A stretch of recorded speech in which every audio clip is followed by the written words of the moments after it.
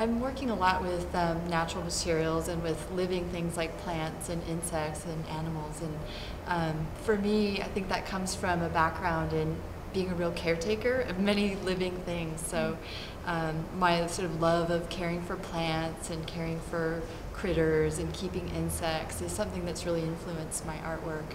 And my background is as an artist, so I've studied as an artist, but it's been interesting for me to bring that kind of, love from childhood into my work. I think when you show living creatures in a gallery, I think that there is always a bit of trepidation from the gallery people. How are we going to care for these things? Are we going to get in trouble for showing these things? Are people going to complain that they're not being well cared for? Are they going to get out into our gallery? Are these crickets going to get loose and start breeding in our gallery? So there's I think a trepidation, but I like that it would be kind of a risk-taking gallery or curator to deal with that sort of thing and sort of kind of press the issue in a sense. In my work, I'm definitely going in that direction of working with sustainable systems and almost kind of bypassing references to art history and particular stylistic interest sets that the current art market has.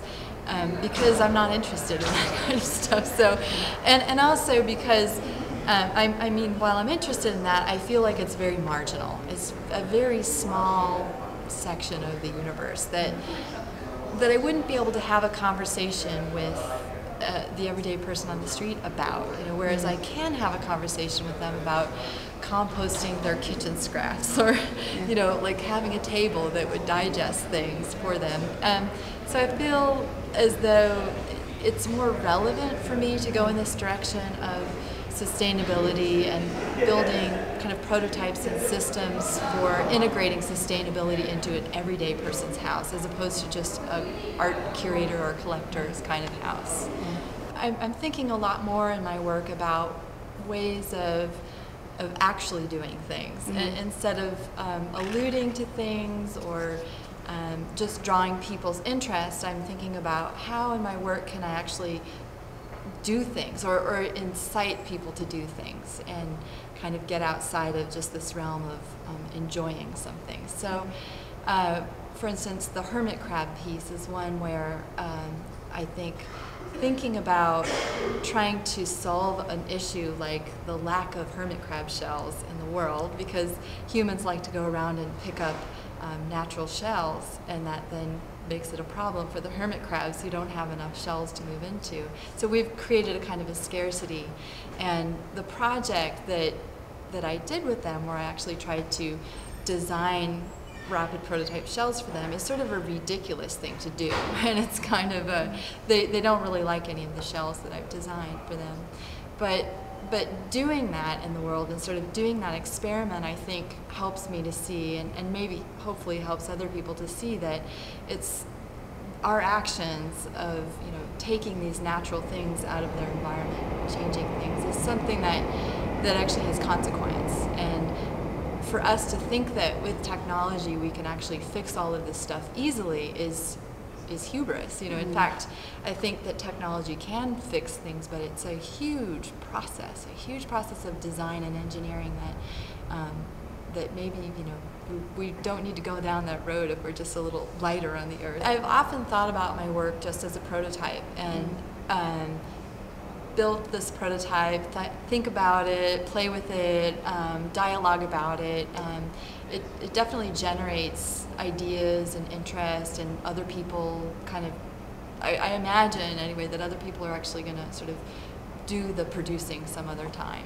Like somebody else is going to do that, and at some point it will influence somebody on the way. But I don't really know if that's true. And I feel like with this this digestive table piece that composts worms, I feel like that's something where I'm probably going to have to do that myself. I'm probably going to have to take it and from the prototype stage and continue to do research with it and figure out a way to get it out into the world somehow. So I'm terrified of this. It's not something that I feel I'm very good at, but it's an idea that I really believe in, and I feel like if nobody else out there is doing it, that I should probably try to figure out how to insert these worm digestive systems into places, at least in my own environment. I find that a lot of the dialogue that I have about my work is less in the gallery when it's shown, and a lot more happens, I think, outside of the gallery when people are emailing me, or sometimes if I've written about my work, people will email me about that writing, or will then in turn write something about it, which I find really exciting. This sort of dialogue that happens, even virtually. It's because it's a dialogue of ideas, which is the whole point, really. Dialogue about ideas that may then someday, cause some change or create some new things in the world, new systems and ways of being. So, yeah, I think that's been a really exciting thing for me. One of the things that I use in my work that tries to reach people is actually using technology in the work, and trying to present it in a sort of a friendly way, and using it as a way to sort of seduce the audience a little bit. For instance, in this worm piece that I recently showed, there's an LCD screen, and you can watch worms moving around through compost, and that's really all meant as a way to kind of engage the audience and get them involved. And the format of a table with that piece is really meant as also a way to get people to feel comfortable with it, and to make them feel like it's less a kind of sculpture not to be touched. It's less precious. It's something that you would actually use and sit at. For me, is also trying to get them to feel like it's something that they could interact with, that they're a part of, in a sense. So that's one of the techniques I feel like I use in the work, and I try to make it, I don't know, I guess I try to have it be friendly. Like, I try to have my work seem a bit friendly, not off-putting, not scary, not elitist, and so there's a kind of a grounding to it that I'm going for. I do feel like artists becoming a bit more generalist as opposed to specialist is a trend I'm seeing, and I think that it's one I'm interested in, and I feel like that's a good role for artists to play in the world. I feel like it helps us to be more connected to the real world, and it helps us to be able to communicate with the real world, rather than and for me and for many artists I know and love, I think that it makes it so that we're not seen as these freaks who are really good at this one thing, and yet we don't know anything else about the world, and it helps us to be connected with the world, and I feel like that's an important thing, because otherwise there's a kind of lack of relevance, to being able to make, for instance, something that I did a lot of research into early on as an artist was patina. So I became an expert at getting any color you wanted to get on copper and patina, and it just seemed like kind of archaic. I mean, really interesting at the time, but I'm glad that I'm not still doing that. I'm glad that that's one of the many things I'm doing in the world, and that I can actually talk to a scientist about something, and then on the other hand talk to a normal person on the street about something else. And there's something nice about being able to feel connected to the regular world, I think, and less of a freak kind of,